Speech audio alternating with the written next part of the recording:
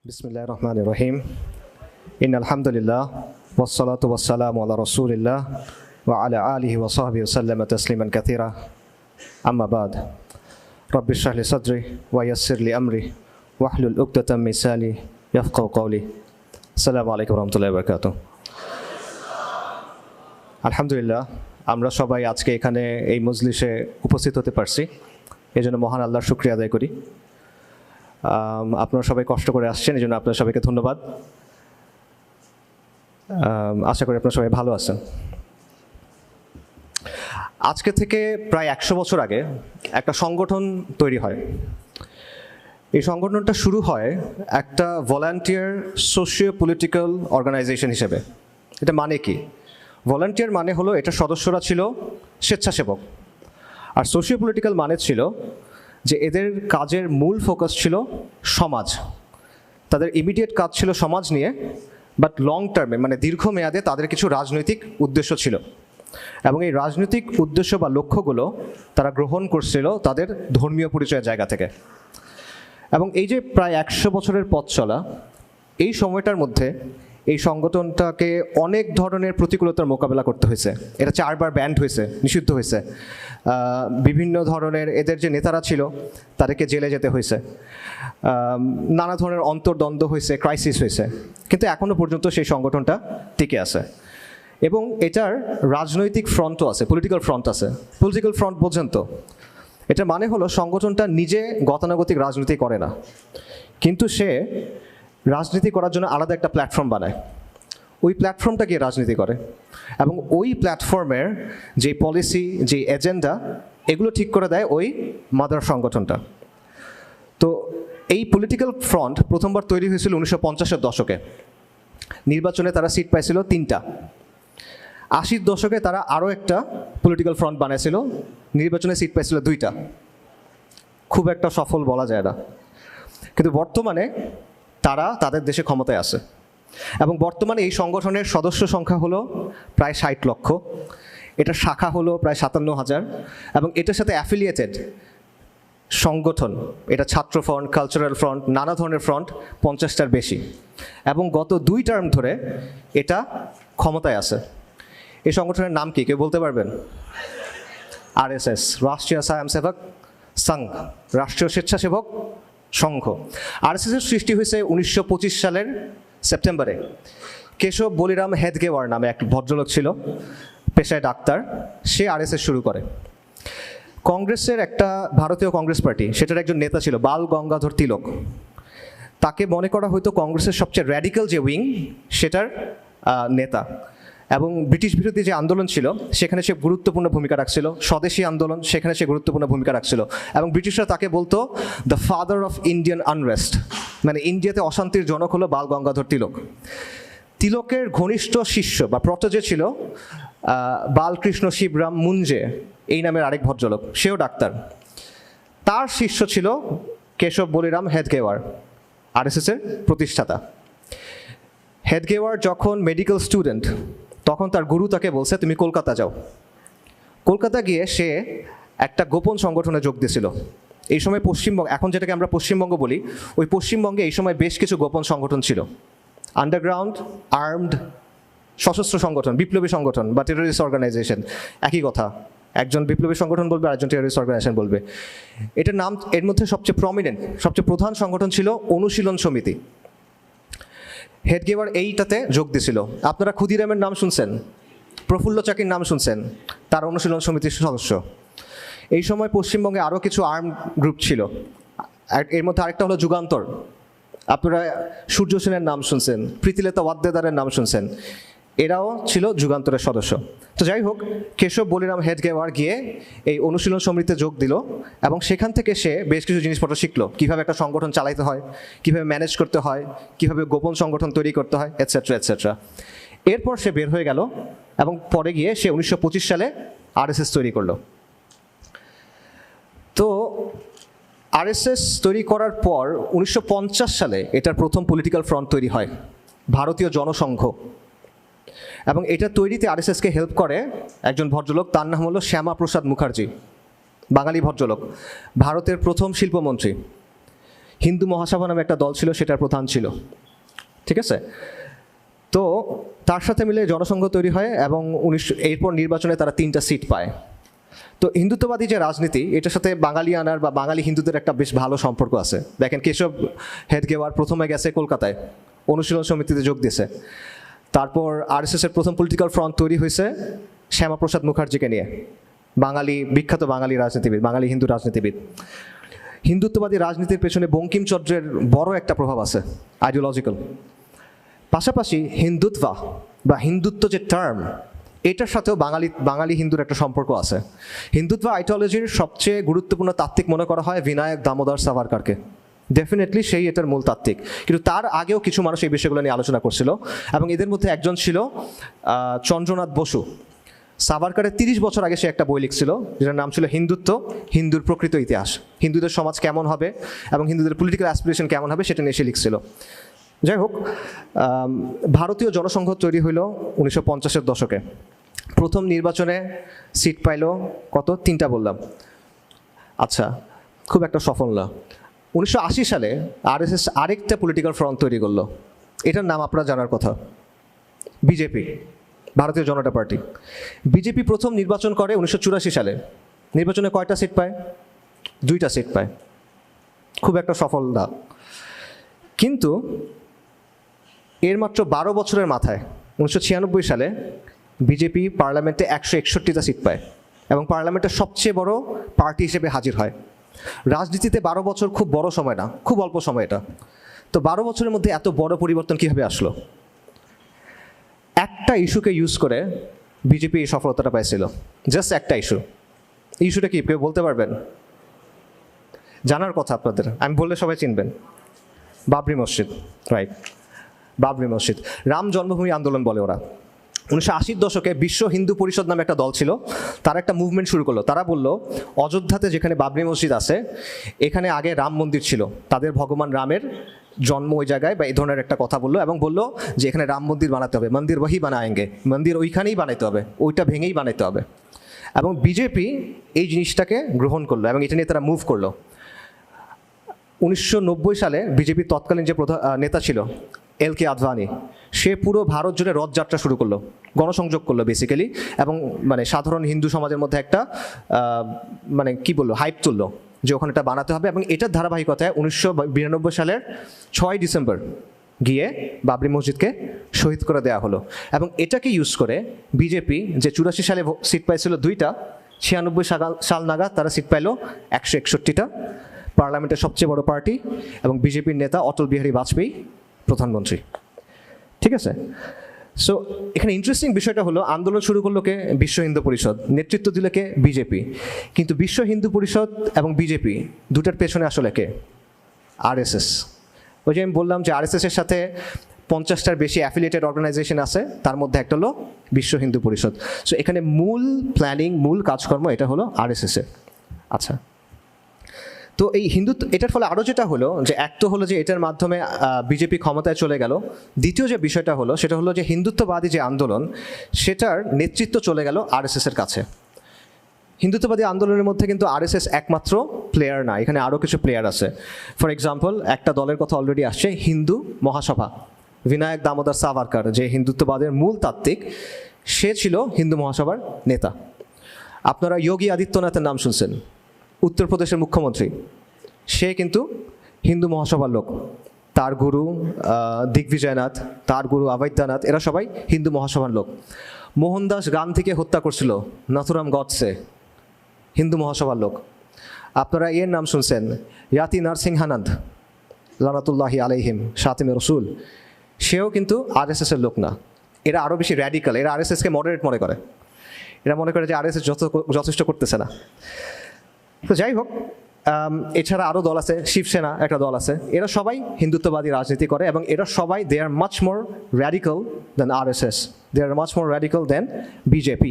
But এই র্যাডিক্যালদের প্রেজেন্সটা actually ওদেরকে হেল্প করে, মডারেটদের, তথাকথিত মডারেটদের এটা আসলে হেল্প করে। কারণ মডারেটরা অনেক কিছু নিয়ে কথা বলতে পারে না, মুভ করতে পারে না, র্যাডিক্যালরা ওটা নিয়ে কথা বলতে পারে, তখন মডারেটরা ওটা পিক করতে পারে। এবং আরএসএসের ট্র্যাক রেকর্ড বেশ ভালো, ইমপ্রেসিভ আমি বলবো। দেখেন বিজেপি যে 10 বছর ধরে ক্ষমতায় আছে, এখানে তারা বেশ ইম্পর্টেন্ট কিছু কাজ করছে। একটা হলো কাশ্মীরের স্পেশাল স্ট্যাটাস ছিল, জম্মু এবং কাশ্মীরের স্পেশাল স্ট্যাটাস ছিল অনুচ্ছেদ 370। সংবিধানের আন্ডারে স্পেশাল কিছু মর্যাদা জম্মু এবং কাশ্মীর প্রদেশকে দেওয়া হয়েছিল, এটার মাধ্যমে তারা ইন্ডিয়ান ফেডারেশনে যুক্ত হয়েছিল। বিজেপি এটা বাতিল করে দিয়েছে 2019 সালে। এটা 1951 সাল থেকে আরএসএসের একটা গোল ছিল, প্রায় 70 বছর সময় নিছে, কিন্তু তারা এটা বাস্তবায়ন করছে। আরেকটা হলো সিএএ, সিটিজেনশিপ অ্যামেন্ডমেন্ট অ্যাক্ট। এটা আপনারা জানেন যে এটাও 2019 সালে পাশ করা হয়েছে, এবং বিশেষ করে আসামে আপনাদের কাছে লক্ষ লক্ষ মুসলিমকে বেসিক্যালি সেকেন্ড ক্লাস সিটিজেনে পরিণত করা হয়েছে, তাদের নাগরিকত্ব অস্বীকার করা হয়েছে, অনেককে ডিটেনশন সেন্টারে রাখা হয়েছে। এবং এটাও হিন্দুত্ববাদী রাজনীতির একটা খুব গুরুত্বপূর্ণ এজেন্ডা। কেন? কারণ সাভারকারের বক্তব্য ছিল যে ভারতে যদি মুসলিমদের থাকতে হয় তাহলে তাদের হিন্দু হয়ে যেতে হবে, কালচারালি হিন্দু হয়ে যেতে হবে, আকিদাগতভাবে যাই থাকুক। আর যদি তারা এটা না করে তাহলে তাদের এখানে থাকতে হবে সেকেন্ড ক্লাস সিটিজেন হিসেবে। তো এই যে সিএএ হইল, সিটিজেন অ্যামেন্ডমেন্টশিপ অ্যাক্ট, এটার মাধ্যমে বেসিক্যালি অ্যাটলিস্ট আসামে মুসলিমরা সেকেন্ড ক্লাস সিটিজেনে অলরেডি পরিণত হয়ে গেছে। এবং জেনোসাইড ওয়াচের যে প্রতিষ্ঠাতা ডক্টর গ্রেগরি স্ট্যান্টন, উনি বলতেছেন যে আসামে জেনোসাইডের একটা পায়তারা চলতেছে, প্রসেস চলতেছে। পাশাপাশি রাম মন্দির নির্মাণ, এটা আপনারা জানেন যে এই বছরের 22শে জানুয়ারি রাম মন্দির কিন্তু উদ্বোধন করা হয়েছে। আচ্ছা, আপনারা ভাবতেছেন যে আমি আরএসএস নিয়ে এত কথাবার্তা কেন বলতেছি। আমাদের অনুষ্ঠান হলো মুসলিমবঙ্গ স্বপ্ন, সম্ভাবনা এবং বাস্তবতা, আর আমার টপিক হলো মুসলিমবঙ্গ অস্তিত্ব, সংকট এবং সামাজিক শক্তি, রাইট? সেখানে আরএসএস কোত্থেকে আসলো, কানেকশনটা কি? একটা কানেকশন আছে। আচ্ছা, আমাকে বলেন, এই যে প্রায় 100 বছরের পুরনো একটা সংগঠন, যাদের সদস্য 60 লাখ, যাদের সাথে অ্যাফিলিয়েটেড প্রতিষ্ঠান 50টার বেশি, যারা 2 টার্ম ধরে ক্ষমতায়, যাদের 57,000-এর বেশি শাখা, এদের আলটিমেট গোল কি? অখণ্ড ভারত। অখণ্ড ভারত কি? অখণ্ড ভারত মানে হলো আফগানিস্তান থেকে শুরু করে বার্মা পর্যন্ত একটা পলিটিক্যাল এন্টিটি হবে, রাইট? একটা পলিটিক্যাল এন্টিটি হবে, এবং এটা একটা হিন্দু রাষ্ট্রের অধীনে থাকবে। এটা হলো অখণ্ড ভারত। এবং এটা একটা বেসিক্যালি এক্সপ্যানশনিস্ট পলিটিক্যাল প্রজেক্ট, একটা সম্প্রসারণবাদী রাজনৈতিক প্রকল্প। এই বিশাল এরিয়া তারা নিজেদের নিয়ন্ত্রণে আনতে চায়। আরএসএসের একজন মুখপাত্র ছিল রাম মাধব, এখনও আছে। 2015 বা 16 সালে আল জাজিরাতে তার একটা সাক্ষাৎকার ছিল, আপনারা অনেকে হয়তো দেখছেন, মেহেদি হাসানের সাথে। সেখানে সে বলতেছে যে আরএসএস এখনও বিশ্বাস করে যে এই জায়গাগুলো, বাংলাদেশ, পাকিস্তান, এই টাইপের জায়গাগুলো, যেগুলো এই অল্প কিছুদিন আগে আলাদা হয়ে গেছে, 60 বছর আগে, এরা আবার একসাথে হয়ে অখণ্ড ভারত প্রতিষ্ঠিত হবে। ওপেনলি বলছে। কিভাবে হবে? 2 জার্মানি ভাগ হয়ে গেছিল, তারা এক হয়েছে না? এক হয়েছে তো। 2 ভিয়েতনাম আলাদা হয়ে গেছিল, তারা এক হয়েছে। ইউরোপিয়ান ইউনিয়নের মতো ফেডারেশন তৈরি হয়েছে। এরকম কোনোভাবে হবে? সমস্যা কই? আসামের মুখ্যমন্ত্রী হেমন্ত শর্মা, সে 2022 সালে বলছে যে রাহুল গান্ধীকে বলতেছিল যে ভারত পাকিস্তান বাংলাদেশ এক করে অখণ্ড ভারত বানাও না কেন তোমরা, এটা বলতেছিল। তারপর আরএসএসের যে প্রধান মোহন ভাগাবত, তার একটা বক্তব্য আছে গত বছরের। সে বলতেছে যে এখন যারা তরুণ, এরা বুড়ো হওয়ার আগে অখণ্ড ভারত প্রতিষ্ঠা হয়ে যাবে। 2022 সালের বক্তব্য আছে, সে বলতেছে আমাদের গাড়ি ছেড়ে দিছি আমরা, গাড়ি চলতেছে, এই গাড়িতে কোনো ব্রেক নাই, খালি এক্সেলারেটর আছে, এই গাড়ি থামবে না, যে থামাতে চেষ্টা করবে সে ধ্বংস হয়ে যাবে।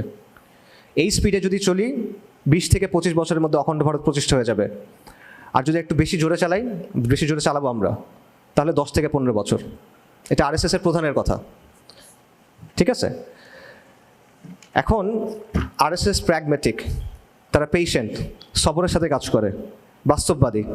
প্রমাণ তো আমরা দেখলাম, আমি আপনাদের কিছু প্রমাণ বললাম। এবং দেখেন, এই যে 23 সালে ভারতের একটা নতুন সংসদ ভবন উদ্বোধন হয়েছে নিউ দিল্লিতে। সেখানে একটা মিউরাল, মানে একটা বড় স্থাপত্যকর্ম তারা রাখছে, এখানে একটা ম্যাপ আছে। ওই ম্যাপটা কিন্তু ইন্ডিয়ার বর্তমান ম্যাপ না, ওটা অখণ্ড ভারতের ম্যাপ। অর্থাৎ দে মিন বিজনেস, তারা সরাসরি বলে যে তারা এটা চায়, এবং তারা এখানে কোনো রাগঢাক করে না। এখন আসেন আমার আলোচনার সাথে এটার কানেকশন কি সেটা বলি। আচ্ছা, আরএসএস এবং হিন্দুত্ববাদী যে মুভমেন্ট, সেটা অখণ্ড ভারত প্রতিষ্ঠা করতে চায়। Does that concern us or not? এটা নিয়ে থেকে আমরা চিন্তা করা উচিত নাকি না? তাদের অখণ্ড ভারতের মধ্যে কি আমরা পড়ছি কিনা? পড়ছি, যারাই এখানে পড়ছে তাদের সবার এটা নিয়ে চিন্তা করা উচিত। আফগানিস্তান ছাড়া, আফগানিস্তানের মনে হয় এটা নিয়ে চিন্তা করার দরকার নাই।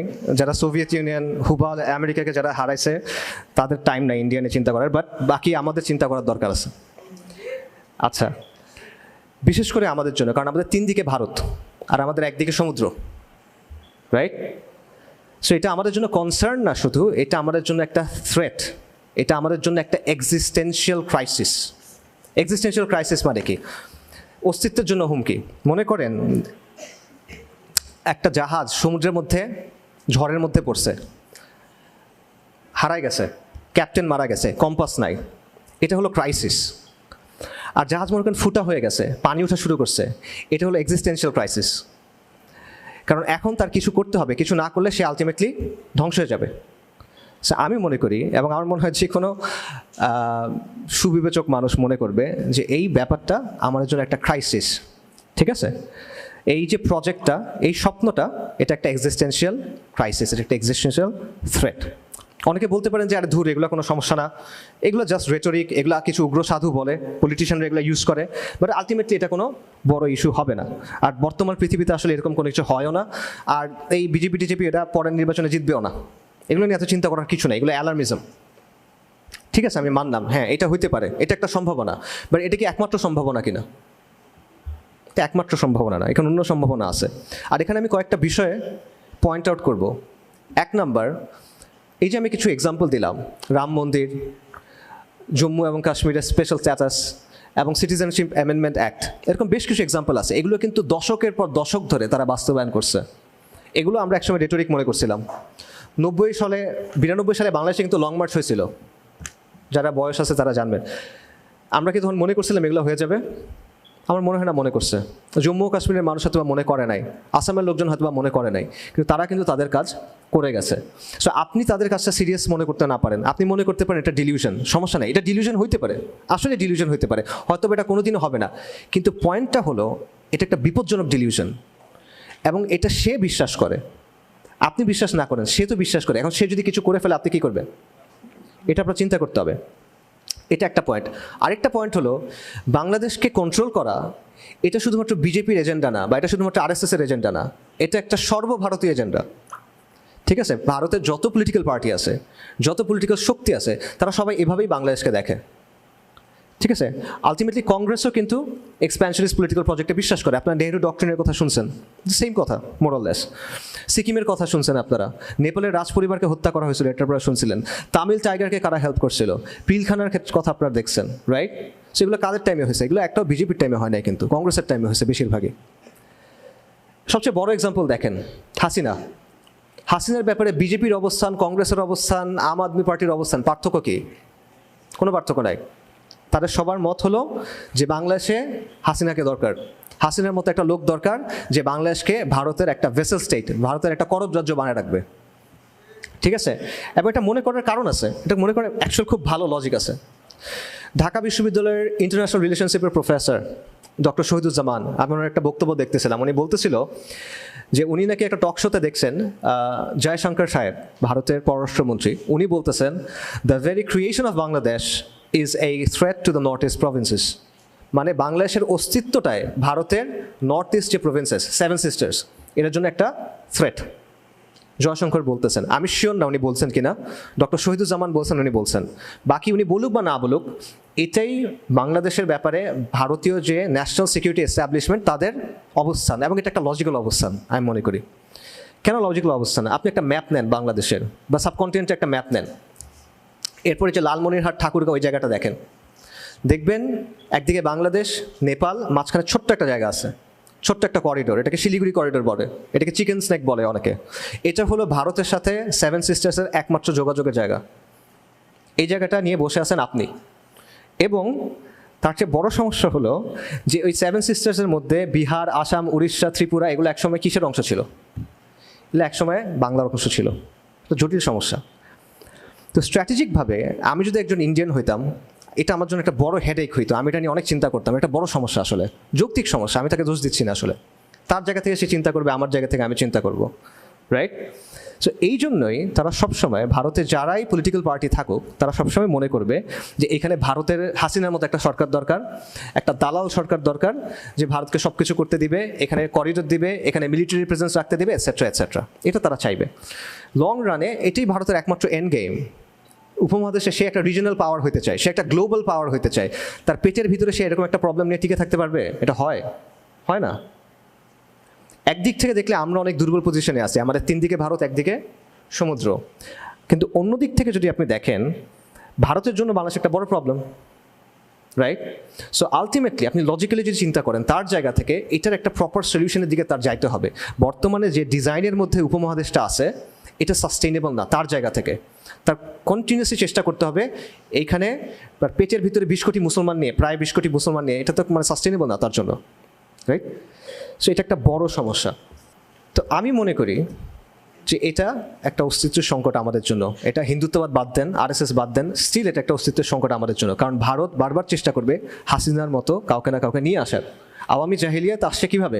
ভারতকে ছাড়া এটা পসিবল হইতো কি না? এটা পসিবল হইতো না, এটা ইম্পসিবল। সো এখন প্রশ্ন হলো, এই অস্তিত্ব সংকট যদি আমাদের থাকে সেটা আমরা ডিল করবো কিভাবে? এটা মোকাবেলা করার স্ট্র্যাটেজি কী হবে? আচ্ছা, সো আমরা বলতেছিলাম যে আমাদের আলোচনা হলো মুসলিমবঙ্গ নিয়ে। তো মুসলিমবঙ্গের বিভিন্ন অর্থ হয়, এটা একটা পলিটিক্যাল অর্থ আপনি করতে পারেন, বাট আমি এটা একটা আরও সিম্পল অর্থ করি। আমি মনে করি মুসলিমবঙ্গ মানে হলো এই বাংলার মাটি, বাংলার মুসলিম, আমাদের ইমান, আমাদের মূল্যবোধ, আমাদের সমাজ, আমাদের সংস্কৃতি, আমাদের সন্তান, এগুলো নিয়ে হলো মুসলিমবঙ্গ। এবং এই মুসলিমবঙ্গের জন্য ভারতের এক্সপ্যানশনিস্ট প্রজেক্ট বলেন, তারা ন্যাশনাল সিকিউরিটি প্রজেক্ট বলেন, অথবা হিন্দুত্ববাদ বলেন, এটা একটা অস্তিত্বের সংকট। এটা একটা আমাদের জন্য একটা এক্সিস্টেন্সিয়াল ক্রাইসিস, লং টার্মে, এই মুহূর্তে না, বাট একটা লং টার্মে এক্সিস্টেন্সিয়াল ক্রাইসিস। এবং এরকম আরও অনেকগুলো ক্রাইসিস আমাদের সামনে আছে, আমাদের দেশের ভিতরেই আছে। পার্বত্য চট্টগ্রামের কথা চিন্তা করেন, আমরা দেখতেছি সেখানে এখন সেসেশনিস্ট মুভমেন্ট আছে, বিচ্ছিন্নতাবাদী মুভমেন্ট আছে, রাইট?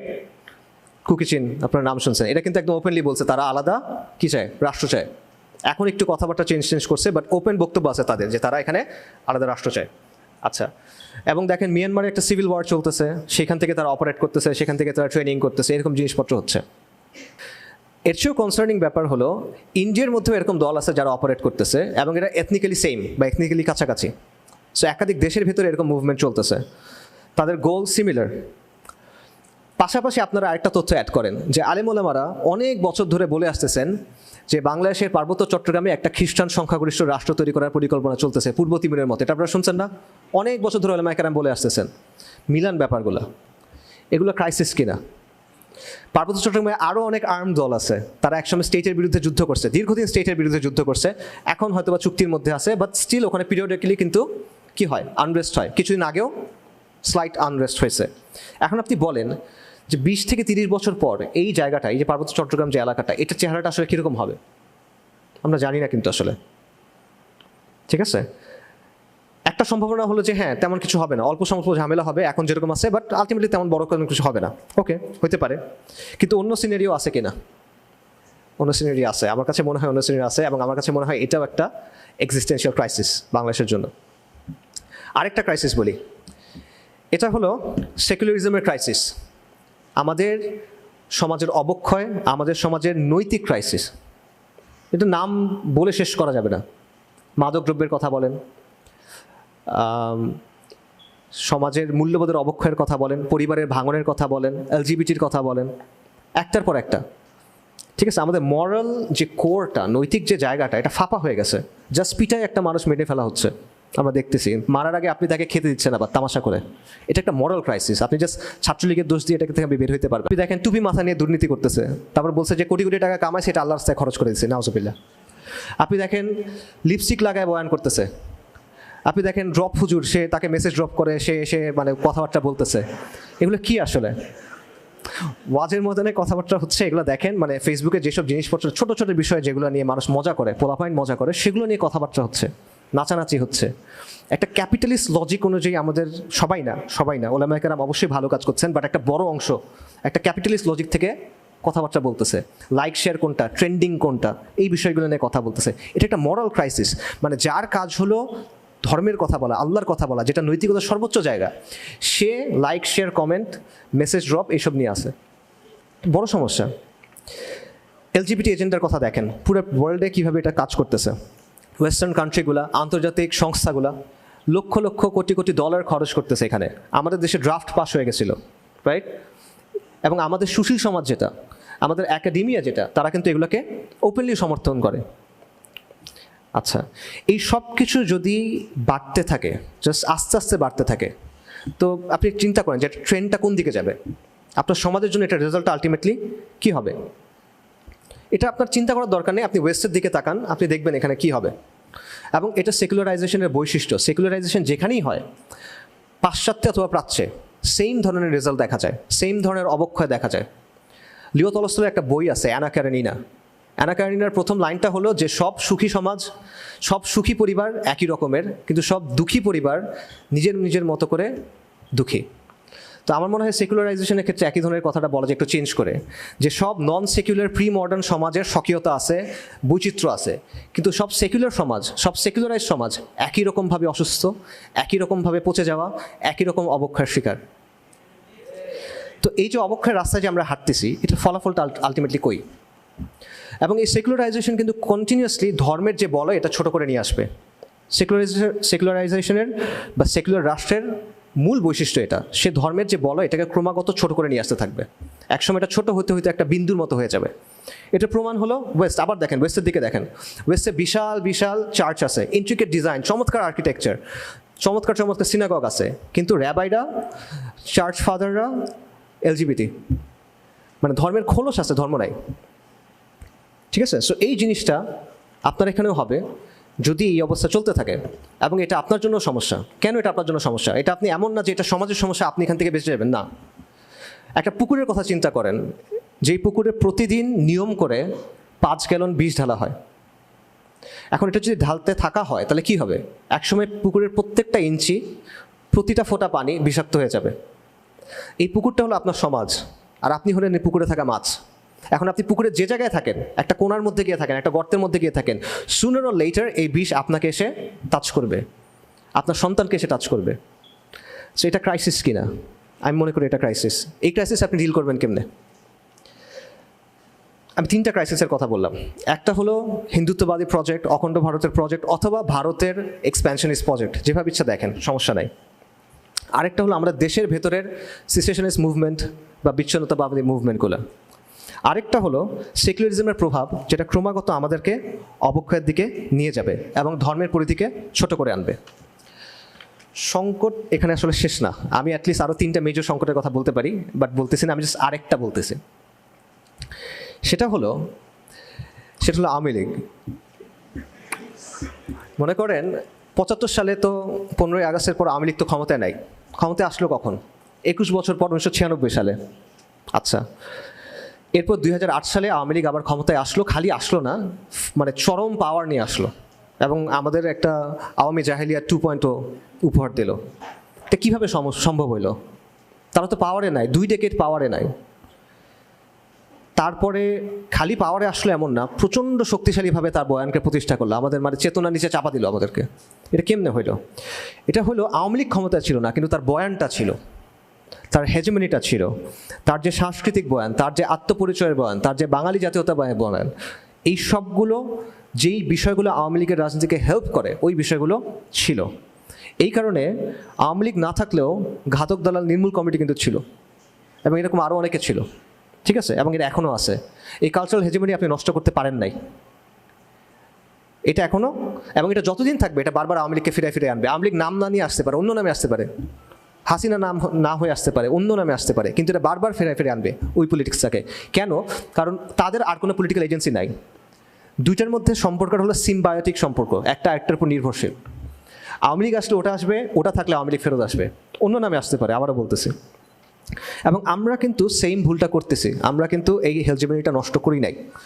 জুলাই আন্দোলনের সময় এটা নষ্ট হয়ে গেছিল, যখন বলছিল যে তুমি কে আমি কে, রাজাকার রাজাকার, পা চাটলে সঙ্গী না চাটলে জঙ্গি, রাইট? এই কথাগুলো যখন বলা হয়েছিল তখন আপনি ন্যারেটিভটা আসলে রিজেক্ট করতেছিল। বাট এখন দেখেন ওই ন্যারেটিভ কিন্তু আবার ওই কারণ বাজারে গিয়ে উঠছে।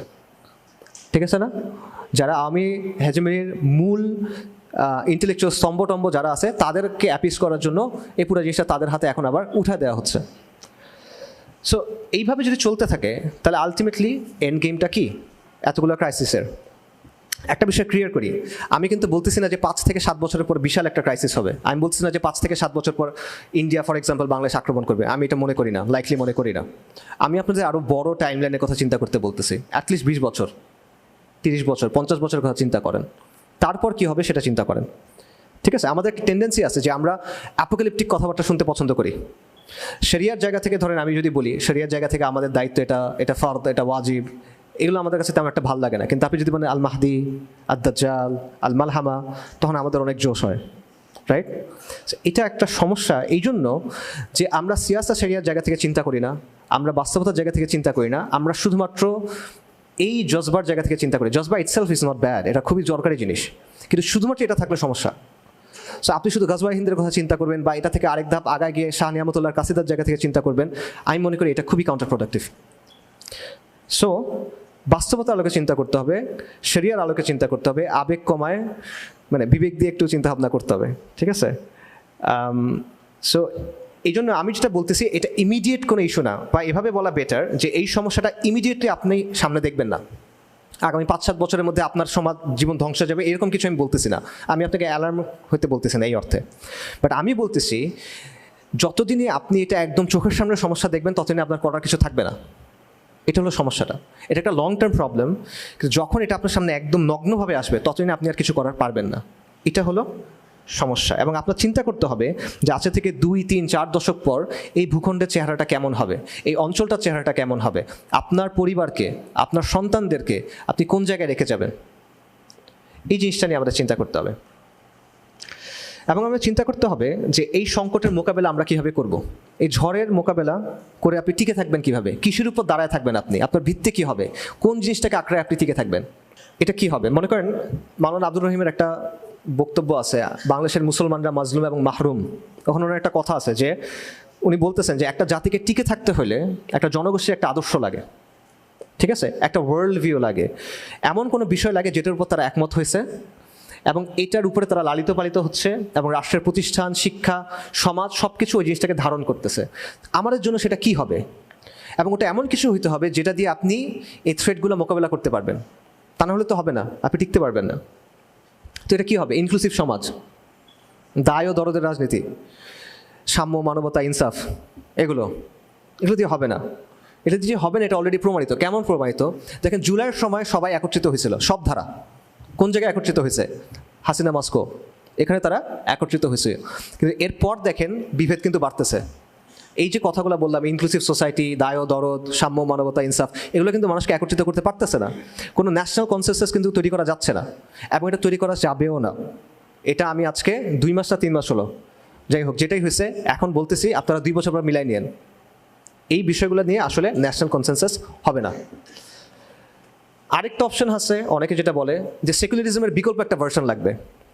যে সেকুলারিজমের একটা ভার্সন হলো শাহবাগী ভার্সনটা, যেটা খুব কলকাতা ইনফ্লুয়েন্সড, যেটা খুব হিন্দুত্ববাদী সংস্কৃতি ইনফ্লুয়েন্সড, এবং যেটা একটা ফ্রেঞ্চ টাইপের সেকুলারিজম, খুব র্যাডিক্যাল অ্যাগ্রেসিভ ধরনের একটা সেকুলারিজম। সো এইটার বদলে অনেকে বলে যে একটা বিকল্প সেকুলারিজম লাগবে, যেটার মধ্যে কনসার্টও আছে, কাওয়ালিও আছে, বোরকাও পড়তে পারবে, বিকিনিও পড়তে পারবে, পাশাপাশি পড়বে প্রেফারেবলি, এরকম কিছু একটা।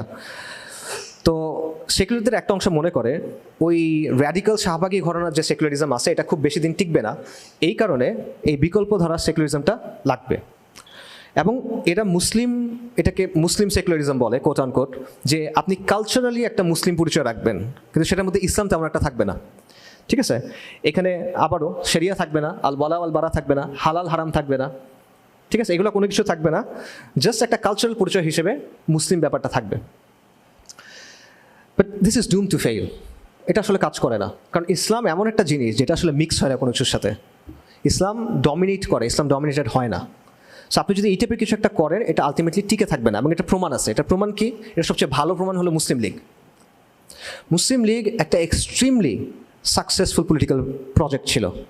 1906 সালে তৈরি হয়েছে, 47-এর মধ্যে তার একটা আলাদা দেশ বানায় ফেলছে, তাই না? Extremely successful. তারপরে কি আজকে মুসলিম লীগ কই? তার চেয়ে বড় কথা হলো মুসলিম লীগের ফার্স্ট জেনারেশন নেতারা, তাদের ছেলেদের অবস্থা কী, তাদের সন্তানদের অবস্থা কী? এরা সব কাট্টা সেকুলার, অনেক এক্সাম্পল আছে, সব কাটটা সেকুলার। বাংলাদেশে আবুল হাসিম সাহেব, তার ছেলে হলো বদরুদ্দিন ওমর, পাক্কা কমিউনিস্ট। এবং এটা একটা না, অসংখ্য এক্সাম্পল আছে।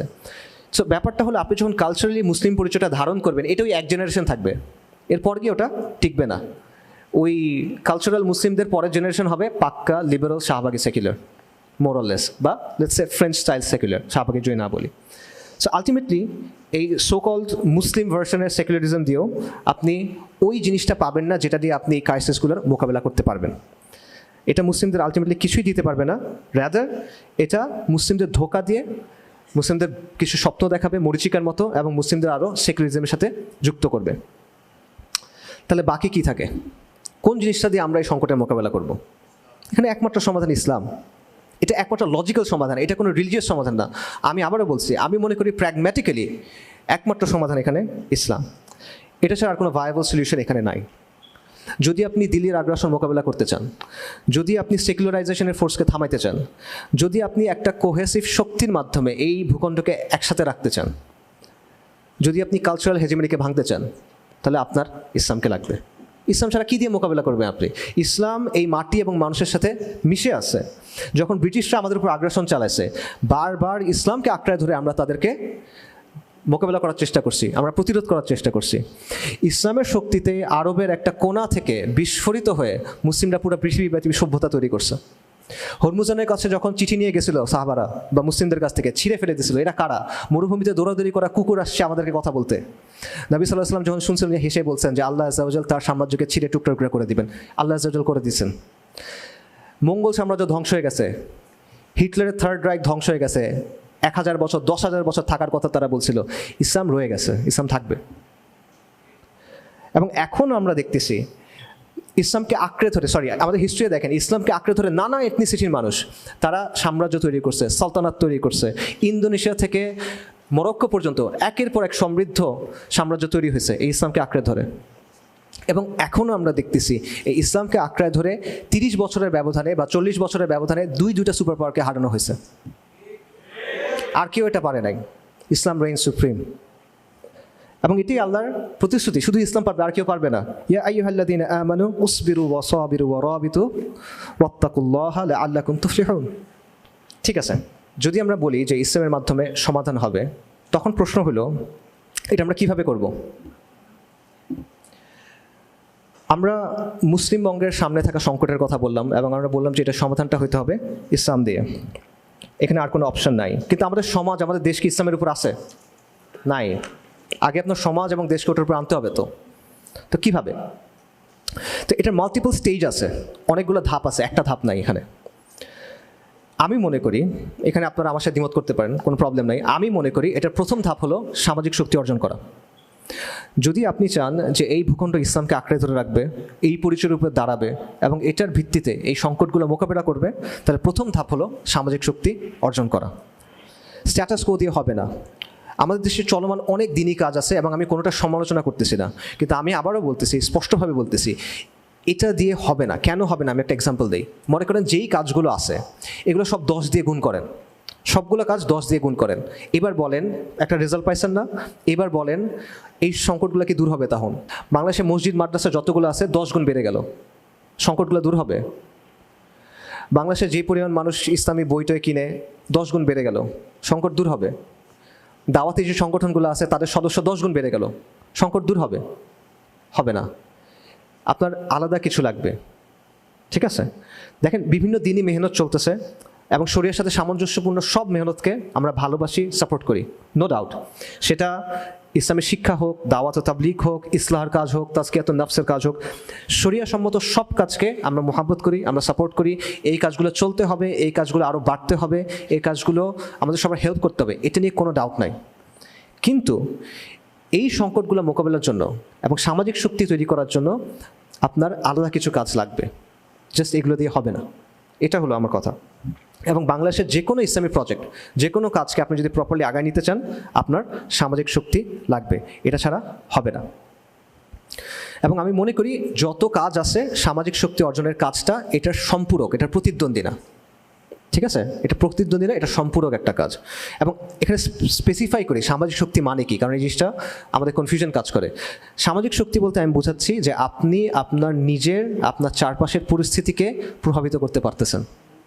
একদম সহজভাবে যদি বলি, আপনি পরিস্থিতিকে নিয়ন্ত্রণ করতে পারতেছেন, আপনি চাপ প্রয়োগ করতে পারতেছেন, আপনি দাবি আদায় করতে পারতেছেন, আপনি অন্য গোষ্ঠীর উপর আপনার চাপ প্রয়োগ করার ক্যাপাসিটি ইউজ করতে পারতেছেন। ঠিক আছে, সো এটা হলো এমন একটা শক্তি যেটা ইউজ করে আপনি আপনার উদ্দেশ্য অর্জন করতে পারেন। এটা হলো সামাজিক শক্তি। সো অনেকে এখানে রাজনীতির কথা বলবেন, এবং রাজনীতি বলতে আমরা মূলত গতানুগতিক রাজনীতির কথা বুঝি, ডেমোক্রেটিক রাজনীতির কথা বুঝি। আমি মনে করি যে এটা দিয়ে আসলে এই সমাধানগুলো করা সম্ভব না। এই সমাধানগুলো করা আলটিমেটলি এগুলোর দ্বারা সম্ভব না। নির্বাচনী রাজনীতি দিয়ে আপনি আওয়ামী লীগই দমন করতে পারবেন না, ভারত অনেক দূরের কথা। এবং এটা আমরা দেখছি যে আমরা 75 থেকে 91 অবস্থা দেখছি, 91 থেকে তারপরে 2008 অবস্থা দেখছি। নির্বাচনী রাজনীতির কিছু নিজস্ব সমীকরণ থাকে, কিছু নিজস্ব লজিক থাকে, কিছু হিসাব নিকাশ থাকে। এটা ওই জায়গায় সেন্স মেক করে। আমি বলতেছি না যে এগুলো একদম অর্থহীন, এটা ওই কনটেক্সটের মধ্যে সেন্স মেক করে, কিন্তু ওটা দিয়ে এই প্রবলেমগুলো আপনি সলভ করতে পারবেন না। কালচারাল হেজেমনিকে আপনি এটা দিয়ে দমন করতে পারবেন না, বরং এটার ভেতর দিয়ে আপনার নিজেকে ইনক্লুসিভ হওয়ার জন্য, প্লুরালিস্টিক হওয়ার জন্য অনেক কিছু করতে হবে। ঠিক আছে, যেগুলো অনেক কিছু আমরা এখন দেখতেছি আই গেস। সো সামাজিক শক্তি অর্জনের যে কাজটা, এটা কি ব্যক্তিগত পর্যায়ের কাজ? আপনি একা একা করবেন? আমরা সবাই যদি ঈমান আমলের উন্নয়ন করি আমরা নিজেদের অবস্থা থেকে, বা আমাদের আকীদা ঠিক করি, তাহলে এটা হয়ে যাবে না? এটা হবে না। এটা একটা কালেকটিভ কাজ, সামষ্টিকভাবে এই কাজটা করতে হবে, একত্রিত হয়ে এই কাজটা আমাদেরকে করতে হবে। এবং এটার জন্য শর্টে বলি, টাইম বেশি নাই, এর মধ্যে কয়েকটা কাজ আপনার করতে হবে। সেটা হলো সমাজের মধ্যে ব্যাপকভাবে ইসলামী চেতনা আপনার ছড়াই দিতে হবে। সমাজের একটা সিগনিফিক্যান্ট অংশ, সবাই না, সবাই কখন এটা গ্রহণ করে না, নবী রাসূলদের দাওয়া সবাই গ্রহণ করে নাই আলাইহিস সালাতু ওয়াস সালাম, সিগনিফিক্যান্ট একটা অংশ এই দাওয়াটা গ্রহণ করতে হবে। এবং এই দাওয়াটা কি? পূর্ণাঙ্গ জীবন বিধান হিসাবে ইসলামকে গ্রহণ করা, এই দাওয়াটা তার গ্রহণ করতে হবে। পাশাপাশি সমাজের মনোজগতে আপনার পরিবর্তন আনতে হবে। সমাজকে আপনার একটা হলো ব্যক্তি পর্যায়ে দেওয়া, আর একটা হলো সমাজের সামনে বারবার এই বিষয়গুলো প্রেজেন্ট করা, সমাজকে ধাক্কা দেওয়া, তার চিন্তার জায়গাটা ডিস্টার্ব করে দেওয়া। সে একটা উপায়ে চিন্তা করতে অভ্যস্ত হয়ে গেছে, সেখানে ধাক্কা দিয়ে দিয়ে তাকে ওখান থেকে বের করে আনা। এবং ইসলাম ও সেকুলার ব্যবস্থার যে দ্বন্দ্ব, বারবার এটাকে সামনে নিয়ে আসা, এবং সমাজের যে সমস্যা আছে, মানুষের যে চাহিদা আছে, এগুলোর ভায়াবল সমাধান হিসেবে ইসলামকে প্রেজেন্ট করা বারবার। সো দুটো জিনিস বললাম। তৃতীয় একটা বিষয় আপনার লাগবে, সেটা হলো মানুষ। আর মানুষ লাগবে, মানুষ হতে হবে আপনার হাতিয়ার।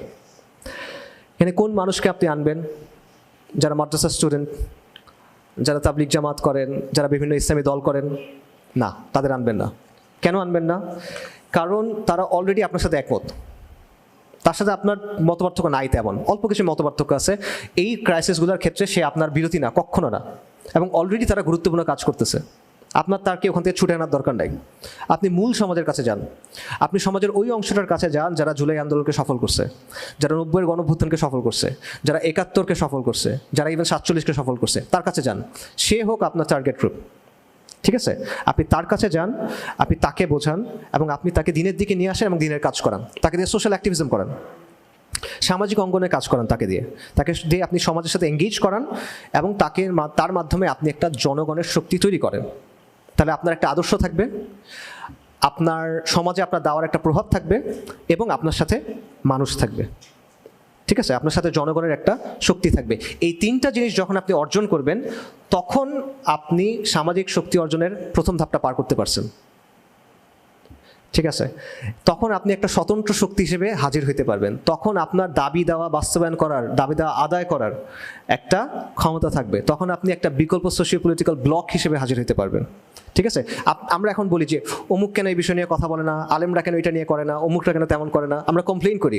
তখন আপনার কমপ্লেইন করতে হবে না, আপনি তখন উলামায়ে কেরামকে গিয়ে হেল্প করতে পারবেন, আপনি তাদের হাতকে শক্তিশালী করতে পারবেন। অমুক কেন করে না এটার বদলে আপনি তখন নিজে করতে পারবেন। এটা হলো ক্যাপাসিটি অর্জন করা। এই কাজটাতে গ্ল্যামার নাই, ঠিক আছে? কাজটা গরম কাজ না, আবারও বলতেছি, ধৈর্য নিয়ে কষ্ট করে করে করতে হবে, বাট ইট ওয়ার্কস। এটা টাইম টেস্টেড পদ্ধতি। There is nothing new under the sun. মানে সমাজে, রাজনীতির ইতিহাসে আসলে মানে খুব নতুন কোনো কিছু আসলে নাই। যা আগে কাজ করছে তা পরেও কাজ করবে, আপনার জাস্ট চেঞ্জিং কন্ডিশনের সাথে সেটা অ্যাডাপ্ট করতে হবে। সো যখন সামাজিক শক্তি হবে, তখন এই চ্যালেঞ্জগুলো মোকাবেলা করার প্রথম ধাপে আপনি গেছেন। এখন আপনি আসলে খেলোয়াড় না দর্শক, দর্শক, আপনার কথার কোনো মূল্য নেই। আপনি সারাদিন এটা নিয়ে চিন্তা করতে পারেন, চিন্তা করতে করতে বিছনায় পড়ে যেতে পারেন, কোনো লাভ নাই। কিন্তু যখন আপনি এই বিষয়গুলো অর্জন করবেন তখন আপনি একটা শক্তি হয়ে উঠবেন, তখন আপনি একটা খেলোয়াড় হয়ে উঠবেন। বাট এটা ফার্স্ট স্টেজ, এরপর আরও স্টেজ আছে, তো সেই স্টেজের আলোচনা করার সুযোগ নাই, সময় কম। আমি জাস্ট শেষ করি। সেটা হলো শেখ উমর মাহমুদ উসমান হাফিজাহুল্লাহ, ওনার একটা কথা আছে, সেটা হলো আমরা যখন ক্রুসেডের ইতিহাস পড়ি আমরা অল্প কয়েকজন মানুষের ইতিহাস পড়ি, নুরুদ্দিন জিঙ্গি, সালাহুদ্দিন আইয়ুবি, শেরকু রাহিমাহুল্লাহ, তাদের কথা আমরা পড়ি, রাইট? এবং এটা পড়তে গিয়ে আমাদের ধারণা হয় যে ক্রুসেড যুদ্ধটা মনে হয় খুব সেন্ট্রালাইজভাবে হয়েছিল। বদরের যুদ্ধ যেরকম হয়েছিল, রাসূলুল্লাহ সাল্লাল্লাহু আলাইহি ওয়াসাল্লাম নেতৃত্ব দিয়েছেন, একটা দল এখানে একটা দল এখানে, এইভাবে মনে হয় যুদ্ধ হয়েছে। বাট ব্যাপারটা কিন্তু আসলে এরকম না। এই যুদ্ধটা লম্বা সময় ধরে চলছে এবং এর বেশিরভাগ সময় আসলে সমন্বিতভাবে, সেন্ট্রালাইজভাবে এই ব্যাপারটা হয় নাই, ঠিক আছে? বেশিরভাগ সময় যেটা হয়েছে, মুসলিমরা ছোট ছোট দল উপদলে ভাগ হয়ে লড়াই করছে, ঠিক আছে? হয়তো এমন হয়েছে যে মনে করেন কোথাও একটা নগর রাষ্ট্র আছে বা একটা দুর্গ আছে, সেই দুর্গের যারা মুসলিমরা আছে বা ওখানকার যারা মুসলিম তারা একজনকে নেতা বানাইছে, নেতা বানায় ক্রুসেডারদের বিরুদ্ধে জিহাদ করছে। অথবা কোনো গ্রামের লোকজন তারা একজন আলেমকে নেতা বানায় ক্রুসেডারদের বিরুদ্ধে জিহাদ করছে। অথবা ছাত্ররা তাদের শিক্ষককে নেতা বানায় ক্রুসেডারদের বিরুদ্ধে যুদ্ধ করছে। এবং এটা ঐতিহাসিকভাবে প্রমাণিত। একজন ক্রুসেডের সময়ের যোদ্ধা, কবি, আলেম ছিলেন উসামা ইবনু মুন্দিক, 1188 খ্রিস্টাব্দে মারা গেছেন। ওনার একটা বই আছে আল এতেবার। ওনারা ছিলেন সিরিয়াস শাইজার নামে একটা জায়গা আছে, ওই জায়গার শাসক ছিলেন ওনারা, ছোট একটা জায়গার, মানে অনেক বড় এমন না। তো ওনাদের ওই বইতে এই হিস্ট্রি ওরকম অনেক আছে যেগুলো শায়েখ আলোচনা করছেন। সো আমার পয়েন্টটা কি? আমার পয়েন্টটা হলো ক্রুসের যুদ্ধে যে বিজয়টা, এটা একটা লড়াইয়ের মাধ্যমে হয় না, এটা ছোট ছোট ছোট ছোট অনেকগুলো লড়াইয়ে জেতার মাধ্যমে আসছে।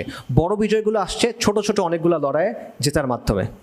আমরা হিত্তিনের কথা জানি, কিন্তু হিত্তিন সম্ভব হয়েছে ওই ছোট ছোট লড়াইগুলোর কারণে, ঠিক আছে? কিন্তু ওইগুলোর কথা আমরা চিন্তা করি না, আমরা প্রথমেই হিত্তিনের কথা ভাবি। এটা হলো সমস্যা। সো এখানে কি নুরুদ্দিনের কোনো ভূমিকা নাই, সালাহুদ্দিনের কোনো ভূমিকা নাই? অবশ্যই আছে, অবশ্যই তাদের ভূমিকা আছে। তাদের ভূমিকা হলো ওই ছোট ছোট দলগুলোকে একত্রিত করা, সমন্বিত করা, বড় একটা শক্তিতে পরিণত করা এবং চূড়ান্ত লড়াইয়ে যাওয়া। কিন্তু প্রথমে চূড়ান্ত লড়াই আসে না। চূড়ান্ত লড়াই মানেই চূড়ান্ত, এটা একদম লাস্ট পর্যায়ে গিয়ে আসে। তারা এটা কখন করতে পারছেন? যখন অলরেডি ওই ছোট ছোট দল উপদলগুলো তৈরি হয়ে গেছে, যখন তারা দাঁড়ানোর মতো জায়গা করে নিছে, যখন কোমরটা শক্ত হয়েছে, তখন তারা এগুলোকে সমন্বিত করে একটা বড় শক্তিতে পরিণত করতে পারছেন, ঠিক আছে? সো যখন আপনি জমিনে দাঁড়ানোর জায়গাটা করবেন, আপনার কোমরটা যখন শক্ত হবে, তখন নুরুদ্দিনের জন্য মঞ্চ প্রস্তুত হবে, তখন সালাহুদ্দিনের জন্য মঞ্চ প্রস্তুত হবে, তার আগে হবে না। আপনি যদি প্রথমেই তার কাছে যাইতে চান, আপনি যদি প্রথমেই মনে করেন যে আজকে নুরুদ্দিন চলে আসবে, সালাহুদ্দিন চলে আসবে, এটা আসলে হবে না, এটা আনরিয়েলিস্টিক, এটা কাজ করে না। সো আমি আপনাদের বলবো যে আপনারা জজবা রাখেন, অবশ্যই রাখেন, কিন্তু বাস্তবসম্মতভাবে চিন্তা করেন। বুকের ভিতরে আগুন রাখেন, কিন্তু সেই আগুনটা নার্চার করেন, এটার জন্য দীর্ঘদিন জ্বলে। এটার জন্য এমন না হয় যেটা দাও দাও করে জ্বলবে তারপর নিভে যাবে, না। এটা বুকের মধ্যে ক্যারি করেন, সযত্নে ক্যারি করেন, এবং এটা দিয়ে আরেকজনের মধ্যে আলো জাগান, এটা দিয়ে আরেকজনের মধ্যে আগুন জ্বালান, এটা করেন।